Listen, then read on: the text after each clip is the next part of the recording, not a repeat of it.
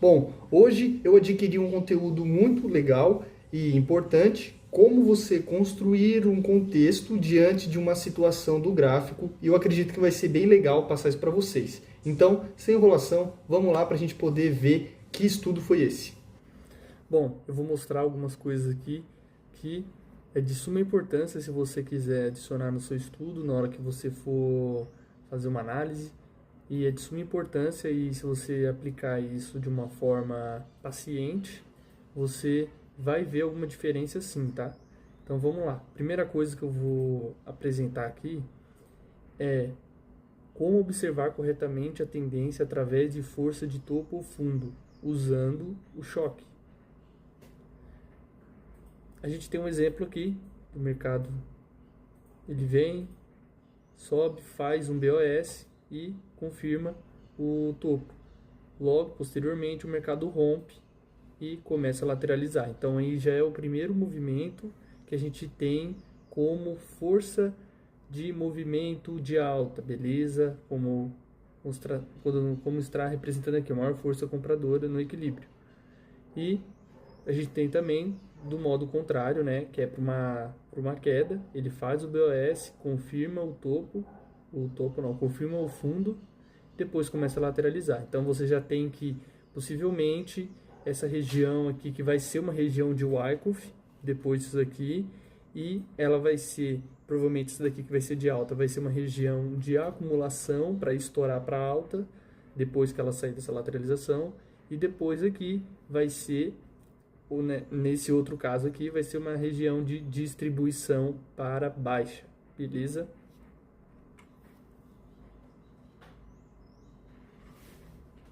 Seguindo agora para o próximo tópico aqui, a gente tem o teste, o ST.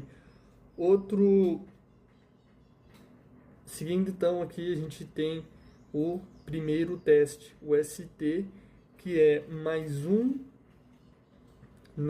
digamos assim, mais um indicador que está dentro da estrutura de Wyckoff, mostrando teste na região lateralizada, região de acumulação. Ó, perceba, ele faz, né, esse daqui primeiro é o movimento de SC, Selling Climax, depois ele faz um pequeno movimento de AR, né, primeiro movimento de força antes de começar a lateralizar, e faz o primeiro teste, testando uma região. Então aqui a gente tem que se o primeiro teste parar 50% da estrutura e depois furar as linhas momentaneamente, temos respectivamente maior pressão de compra ou de venda.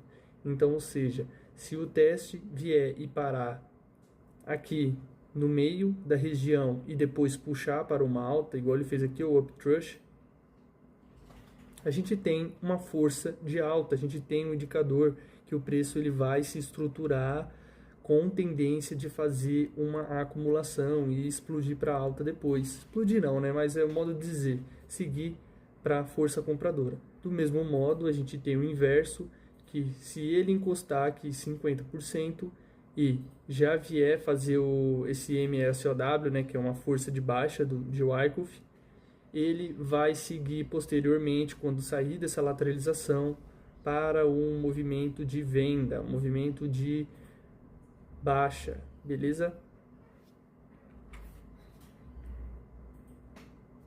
Agora a gente tem aqui, preço se mantém mais embaixo do que em cima. Lembrando que isso daqui pode acontecer tanto em estrutura de Wyckoff quanto em outro tipo de estrutura, mas aqui a gente está se baseando em Wyckoff. Então, se o preço sai primeiramente, né, do primórdio, que é o BOS, ele faz o BOS, depois faz o choque, ele começa a se posicionar aqui em cima, que eu acredito que é uma das formas mais fáceis para você identificar se o preço ele tende a subir ou descer, né? Na verdade, a gente nunca sabe o que vai acontecer, mas são indicadores que a gente vai estudando ali, acompanhando o mercado e colocando hipótese tanto para alta quanto para baixa. Então aqui a gente tem um movimento se posicionando mais para alta, certo?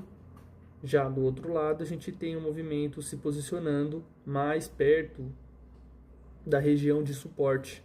Então a gente tem aí uma noção do que está por vir, né?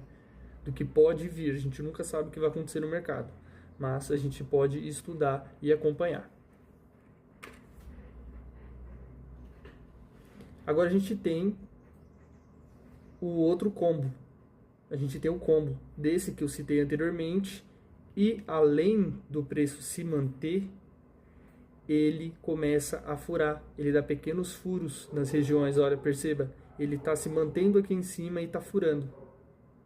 Ele está furando, demonstrando que a região, por exemplo, aqui, a região de resistência, ela está mais fraca, ela está mais tendenciosa a ceder no final e depois que o preço sair da lateralização, seguir um movimento de alta. Ao mesmo tempo, a gente tem o inverso, que o preço está querendo ceder a região de suporte para depois, daqui a gente não tem ideia de quanto tempo isso pode levar, mas o preço tende a seguir em uma tendência de venda, ok? Tendência fraca, fraqueza, de queda, beleza?